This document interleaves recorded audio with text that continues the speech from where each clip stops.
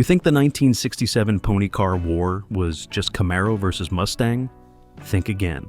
There was a secret rebellion happening right inside General Motors. The 1967 Pontiac Firebird 400 wasn't built to be the Camaro's sidekick.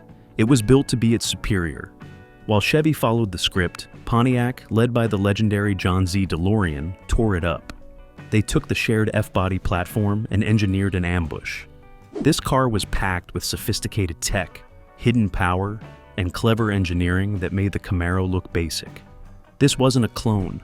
It was a silent, calculated takedown of its own corporate sibling, the high-tech base engine.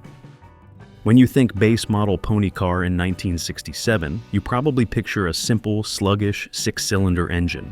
It was the budget option. Both the Mustang and the new Camaro used basic old-school overhead valve, or push rod, inline sixes. They were reliable, sure, but they were profoundly boring. Pontiac, under John Z. DeLorean, refused to follow suit. Instead, the standard engine in the 1967 Firebird was Pontiac's own single overhead cam, SOHC, inline six. Let that sink in. In the mid-60s, an overhead cam engine was truly exotic, high-tech machinery for a mainstream American car. This was the kind of sophisticated engineering you'd expect to find under the hood of a European sports car, like a Jaguar or an Alfa Romeo, not in the entry-level version of a new pony car. Unlike a traditional pushrod engine, the SOHC design places the camshaft right over the cylinder head, directly operating the valves. This allows for far better engine breathing, higher RPM limits, and improved performance characteristics. This wasn't just a marketing gimmick. It meant the base Firebird was inherently more advanced and offered a totally different, more refined driving experience than the base Camaro. It instantly signaled that the Firebird wasn't just a rushed copy. This single choice set the entire sophisticated tone for the Firebird. The single block 5.8 strategy. In the 1960s, every major automaker treated engine size like a hierarchy. Small blocks were for affordability and efficiency. Big blocks were for brute force power. Each required its own casting, tooling, and engineering considerations. Pontiac, however, refused to follow that formula. Instead, it developed a single universal V8 block design that could be bored and stroked to create anything from a modest 326 to the mighty 400 cubic inch power plant used in the Firebird 400. The physical dimensions stayed the same, only the internal measurements changed. This engineering decision brought several advantages. It simplified manufacturing, reduced costs, and made performance upgrades easier for enthusiasts. More importantly, it meant every Pontiac, no matter the trim, had the potential to share the same muscular heart. The Firebird didn't need special mounts or re-engineered engine bays to fit a larger motor. Everything just worked interchangeably. This approach also gave Pontiac's cars a signature driving feel, abundant low-end torque, and consistency were across models.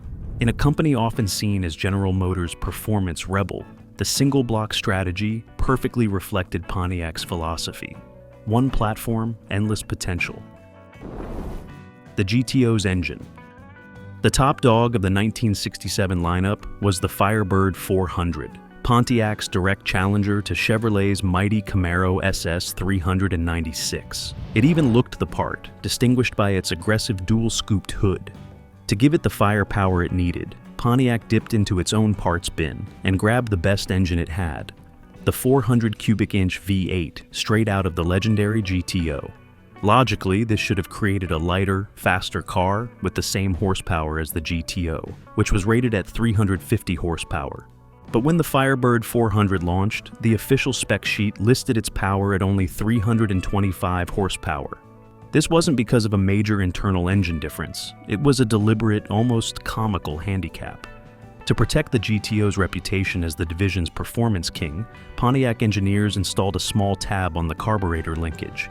This tab physically blocked the throttle from opening all the way, preventing the engine from reaching its full breathing capacity and artificially lowering its output. To make things even more unclear, Pontiac offered a very rare Ram Air package. This option made the hood scoops functional and included a much more aggressive, high-performance camshaft. Despite these significant power-adding upgrades, Pontiac still rated the Ram Air engine at the same 325 horsepower. Firebird front-end distinction.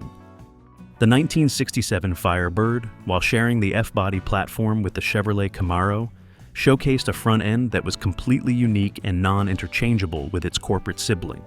Unlike the Camaro's relatively simple two-headlight grille, the Firebird featured a sophisticated and elegant nose crowned by a chrome loop bumper that seamlessly surrounded four headlights. This design not only elevated the car's visual presence, but also emphasized practicality and style, setting the Firebird apart in a segment crowded with look-alike competitors. The front body panels, including the hood, fenders, and grille assembly, were entirely exclusive to the Firebird. No components could be swapped between it and the Camaro. This required Pontiac to invest in separate tooling, stamping, and assembly processes, underscoring their commitment to creating a distinct vehicle identity. The difference in dimensions and the attention to detail in the front-end styling contributed to a more upscale and refined appearance, distancing the Firebird from any perception of being a mere badge-engineered clone. By prioritizing individuality in such a highly visible area, Pontiac ensured that the Firebird projected sophistication and performance from the very first glance. This design decision reinforced the car's identity as more than just a cost-efficient variant of an existing model. The 14-second convertible secret.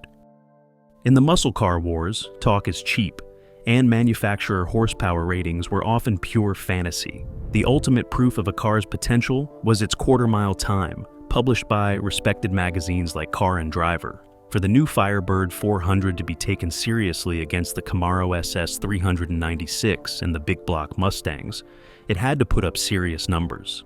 And in 1967, it delivered in a big way. When Car and Driver got their hands on the new Firebird 400, they tested two of them. What makes their findings so shocking is that both test cars were convertibles. Due to the extra frame bracing, convertibles are significantly heavier than their coupe counterparts, which should have made them much slower, but the results were staggering.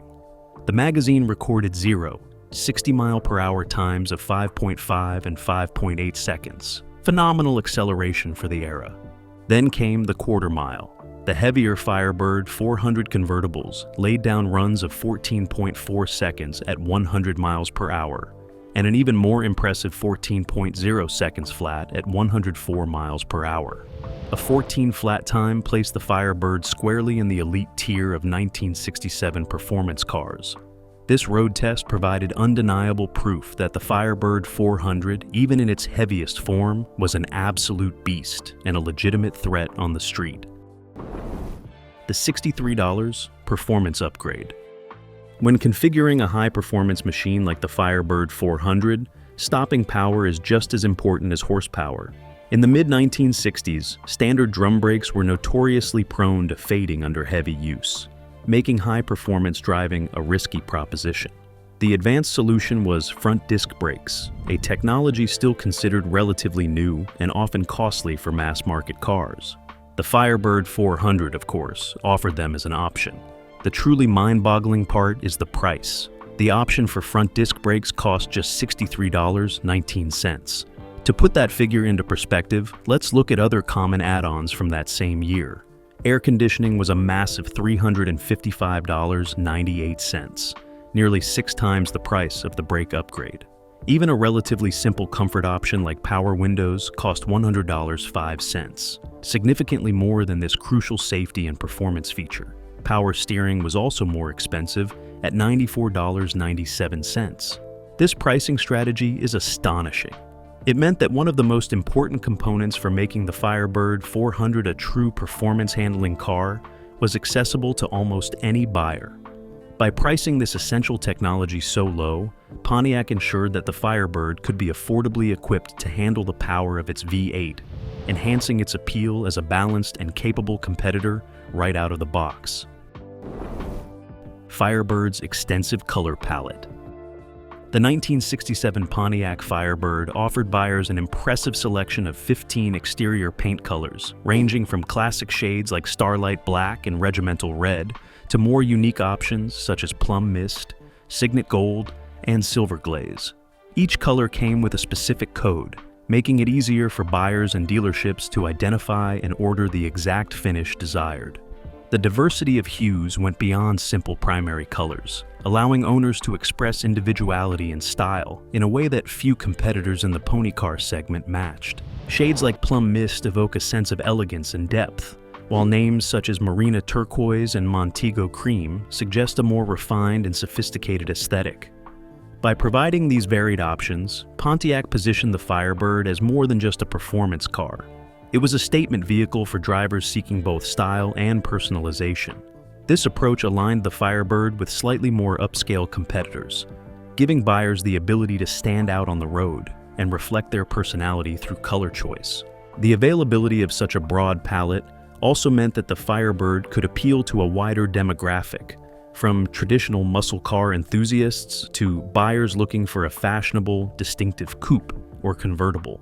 This emphasis on color individuality reinforced Pontiac's commitment to design innovation, making the Firebird a visually compelling choice in a market crowded with more standardized, mass-produced options.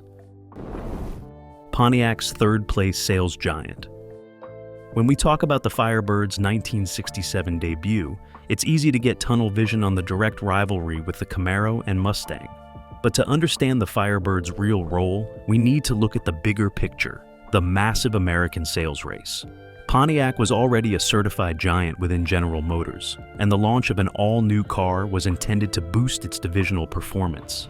In 1967, the year the Firebird launched, Pontiac successfully maintained its strong position, finishing third overall in U.S. sales. This was a highly respectable spot, proving the division's continued strength across its entire product line, including the popular GTO, Tempest, and full-size models. Pontiac sold a very healthy 782,734 vehicles that year. However, these sales figures also reveal the truly monumental scale of the competition Pontiac faced. That impressive third-place finish was still a very, very long way from Ford's second-place total. In 1967, Ford sold a staggering 1,730,224 units, more than double Pontiac's entire output. That success was overwhelmingly driven by the Mustang, which by itself outsold the combined 1967 sales of both the Firebird and the Camaro. While the Firebird 400 was a power performance machine, the new pony car still had a long way to go to make a significant dent in the huge market gap Pontiac faced against its main rival, Ford. Aggressive 3.90 final drive. The 1967 Firebird 400 tested by Car and Driver was equipped with a 3.90, one final drive ratio, a configuration that clearly emphasized performance. This steep rear axle ratio allowed the engine to multiply torque more aggressively, resulting in faster acceleration from a standstill. For every single rotation of the wheels, the driveshaft turned 3.9 times, a setup that maximized off-the-line performance and provided the Firebird 400 with the kind of launch ideal for drag strip testing. While highly effective for quick sprints, this gearing also meant higher engine RPMs at highway speeds, impacting fuel efficiency and cruising comfort, which demonstrates a deliberate trade-off in favor of raw performance. Coupled with the automatic transmission in the test vehicle, the 3.90:1 ratio played a pivotal role in achieving the Firebird 400's remarkable acceleration metrics, including 0 to 60 miles per hour times in the mid 5-second range and quarter-mile runs as low as 14.0 seconds. This precise setup highlights Pontiac's, or the magazine's, intent to showcase the car as a serious muscle car contender rather than a casual cruiser. By configuring the Firebird 400 this way, the test emphasized its capability to challenge contemporaries like the Camaro SS, offering a glimpse at the engineering decisions made to balance acceleration. Firebird's Ohio assembly debut. The first Pontiac Firebirds rolled off the assembly line at Lordstown, Ohio, in early January 1967, with the official release following on February 23. This initial production site is a detail that often escapes casual discussion, yet it provides meaningful context for the Firebird's introduction. Lordstown was one of General Motors' key assembly plants, known for handling a variety of Chevrolet and Pontiac models, and selecting it for the Firebird highlights General Motors' careful planning in managing the debut of its new F-body platform. Early January production allowed Pontiac to build up inventory ahead of the official launch, ensuring that dealerships were stocked for the highly anticipated sales period. The timing and location also reflect Pontiac's strategy to compete directly with the recently launched Chevrolet Camaro. By starting production slightly after the Camaro, Pontiac had a brief window to finalize assembly processes, confirm quality control measures, and make any adjustments specific to the Firebird's unique components, such as its distinct front-end styling and engine options. Lordstown's involvement also emphasizes the logistical coordination required within GM to bring a brand new model to market without disrupting ongoing production of other vehicles. 5 models from 2 bodies. When the Firebird launched, it offered 2 basic body styles, the hardtop coupe and the convertible. Simple enough. But Pontiac, under the marketing genius of John Z. DeLorean, chose to present the Firebird lineup to the public as 5 distinct models. This was a sophisticated marketing tactic designed to create an immediate sense of variety and hierarchy, making the Firebird lineup seem far more diverse than its competitors. This magic was achieved not through physical body changes, but through carefully packaged regular production orders, or RPOs. The 5 marketed models corresponded directly to the engine choice: the base OHC6, the high-performance Sprint 6-cylinder, the 326 V8, the 326 high-output V8, and, of course, the top dog Firebird 400. By bundling features with these engines, Pontiac could target completely different customers, from the driver who wanted sophisticated refinement to the enthusiast demanding pure brute force. Even as Pontiac's marketing team was successfully selling the public on 5 different models, the factory's own production records didn't track sales this way. Internally, they simply kept a tally of the total number of 6-cylinder models built versus the total number of 8-cylinder models built. Firebird 400 exhaust compromise. The Firebird 400's officially rated 325 horsepower was not just a result of corporate politics.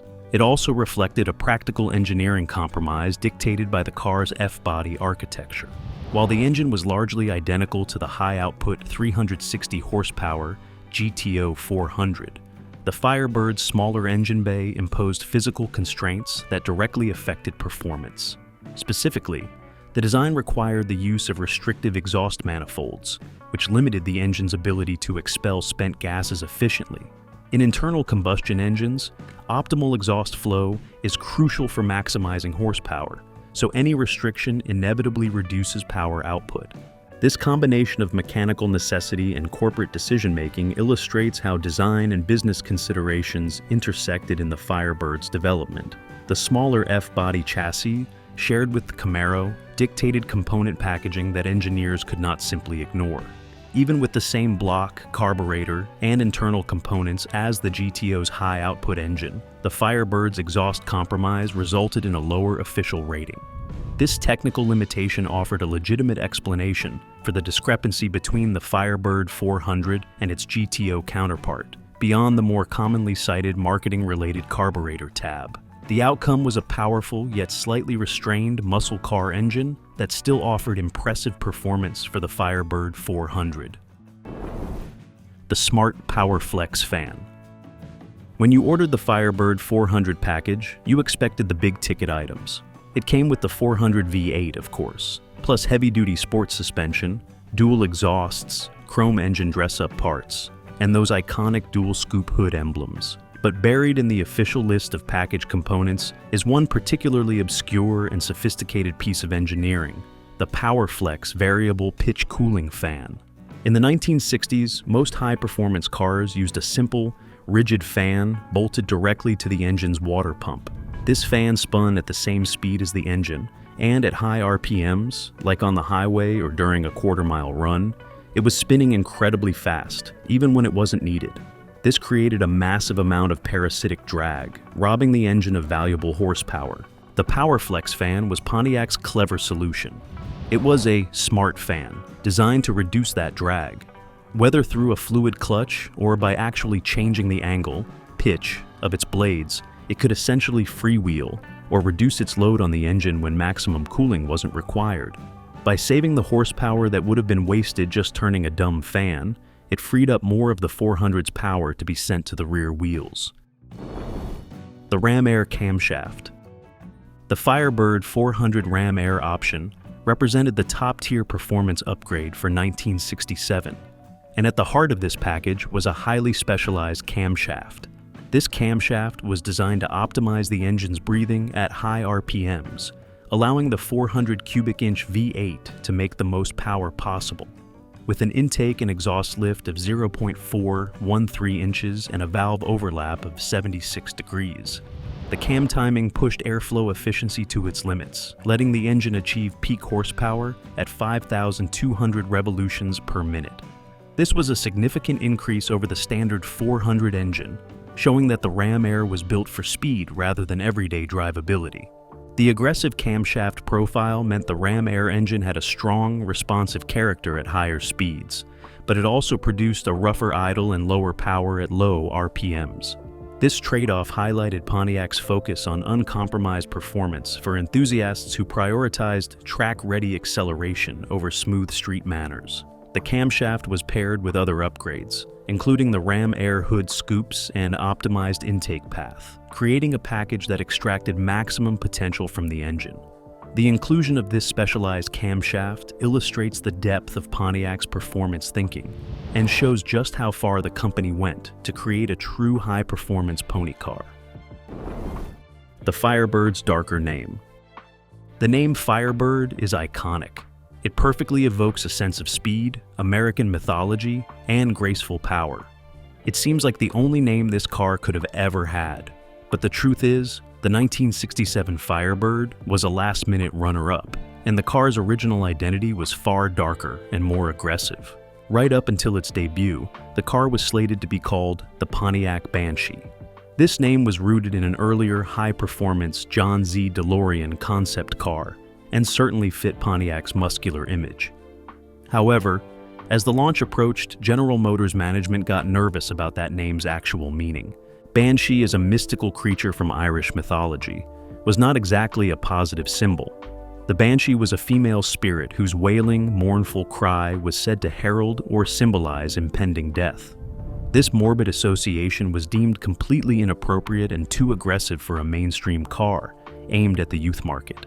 The decision was made to scrap the name immediately. Firebird was chosen instead, a name that still suggested power and mystique, but replaced the dark, ominous connotation with one of flight, beauty, and rebirth. It was a brilliant pivot that also happened to echo the name of General Motors' futuristic gas turbine concept cars. The Camaro clone myth. For decades, critics have dismissed the 1967 Firebird as, plain and simple, a badge-engineered Camaro. It's the most common criticism leveled at the car. The assumption has always been that Pontiac just took a Camaro, swapped the grille, dropped in their own engine, and rushed it to dealerships. This belief stems from the fact that both cars were famously born on the shared F-body platform. But that assumption is completely, factually wrong. When you actually examine the parts list, the level of commonality between the two cars is shockingly minimal. Pontiac went to great lengths and great expense to ensure their car was unique. The list of shared components isn't the major sheet metal you see. It's the foundational, structural, but invisible stuff.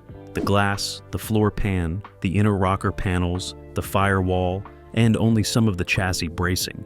Every other exterior panel, the hood, the fenders, the rear valance, was unique. The entire interior, from the dashboard to the door panels, was unique. The suspension tuning was unique. And, as we know, the entire powertrain was pure Pontiac. This limited part sharing is precisely why automotive journalists at the time, and collectors today, report that driving a 67 Camaro and a 67 Firebird feels like driving two very different vehicles. Targeting the luxury market. The 1967 Firebird was not designed to compete solely on volume or price. General Motors deliberately positioned it above the Camaro in terms of market sophistication, targeting a more upscale, style-conscious buyer. While the Camaro directly challenged the high-volume Ford Mustang, the Firebird aimed to attract customers who were considering the Mercury Cougar and Plymouth Barracuda. These buyers were looking for a balance of performance and refinement, rather than simply raw acceleration or entry-level affordability. Pontiac leveraged its reputation as GM's excitement division to craft a car that offered a sense of premium design, thoughtful interior touches, and polished driving dynamics. This approach meant the Firebird 400 was meant to stand out in a growing niche of luxury pony cars. Its combination of aggressive V8 performance with stylish options and a more refined ride distinguished it from the Camaro, even though both shared the F-body platform. Pontiac's marketing strategy highlighted elegance, comfort, and exclusivity, appealing to buyers who valued the aura of sophistication alongside traditional muscle car thrills. This deliberate separation avoided direct competition with its sibling, while carving out a distinct identity for the Firebird in the market. Engine setback for balance. One of the Firebird's most profound yet subtle advantages over the Camaro wasn't its engine or its styling, but its timing. The Camaro was famously rushed to market, debuting a full 5 months before the Firebird officially went on sale in February 1967. Under DeLorean, Pontiac's engineers used that delay as a crucial window of opportunity. They studied the new F-body platform and benefited from critical engineering lessons that were learned too late to help the first-year Camaros. The most notable issue with pony cars, especially those optioned with heavy V8s like the Firebird 400, was poor weight distribution. They were notoriously nose-heavy, which negatively impacts handling, increases understeer, and makes the car feel clumsy in corners. Pontiac implemented a subtle but brilliant fix. They physically set the engines further back in the chassis, compared to the Camaro's placement. This small shift in location moved the car's center of gravity rearward, dramatically improving the front-to-rear weight balance. But they didn't stop there. Pontiac's team also addressed another problem found in the early F-bodies: axle wind-up under hard acceleration, which causes wheel hop. To combat this, the Firebird received standard rear traction bars, a critical handling component that the 1967 Camaro lacked. These two crucial chassis refinements meant the Firebird was a dynamically superior machine right from the start, reinforcing its image as the more sophisticated, well-engineered pony car. The delay that saved its soul. The 1967 Firebird was supposed to launch at the exact same time as the Chevrolet Camaro. General Motors' grand strategy was a simultaneous 1-2 punch to finally take down the Ford Mustang. But as the September 1966 launch date neared, one man, Pontiac President John Z. DeLorean, refused to play along. He understood that simply stamping Pontiac badges onto a Camaro clone would be a disaster, instantly diluting the brand's hard-won image for performance and innovation. In a politically risky move that defied corporate urgency, DeLorean delayed the Firebird's unveiling. The Camaro launched alone in the fall, while the Firebird was held back for a full 6 months, finally debuting in February 1967. This strategic pause was not a sign of trouble, it was the Firebird's saving grace. That extra time was crucial. It allowed Pontiac's engineers to get the presentation right by fully integrating the unique Pontiac powertrains, finalizing the sophisticated and non-interchangeable styling, and implementing key engineering improvements. This included setting the engines further back for better weight balance and adding standard traction bars, refinements the early Camaros lacked. Sales versus performance gap. Here is the necessary statistical reality check. Despite the advanced engineering, unique styling, and potent 400 V8, the 1967 Firebird was ultimately crushed by the Camaro in the sales race. The numbers don't lie. Pontiac generated strong sales of over 82,000 units in its debut year. This was considered a success, especially given its abbreviated season that only started in February 1967, and it proved the F-body program was viable. However, that impressive 82,000 plus figure was still only about half the sales volume of the Chevrolet Camaro. This seeming contradiction, a superior car selling half as much, was actually part of the corporate plan. The Firebird was never meant to be the high-volume champ. It was intentionally positioned upstream. The base hardtop started at $2,666, roughly $200 more than a base Camaro, placing it in a different bracket. This higher price point, combined with the fact that many buyers added luxury options like automatic transmissions and power steering, reinforces its true mission. The Firebird wasn't just built to beat the Camaro, it was built to steal customers from the luxury pony car field, like the Mercury Cougar. It was a performance killer, even if it wasn't a volume killer. The 1967 Pontiac Firebird stands out as a carefully engineered and strategically positioned performance vehicle from the aggressive 3.90. One final drive ratio that made the Firebird 400 a drag strip-ready powerhouse, to the surprising 6-month launch delay that allowed Pontiac to perfect its engineering and styling. Every detail reflects thoughtful design and planning. Even the original name, Banshee, hints at the bold vision Pontiac initially considered before opting for the iconic Firebird identity. These fascinating choices, along with unique features like the Rom Air camshaft and PowerFlex fan, show how Pontiac balanced performance, innovation, and brand identity, creating a car that remains legendary decades later.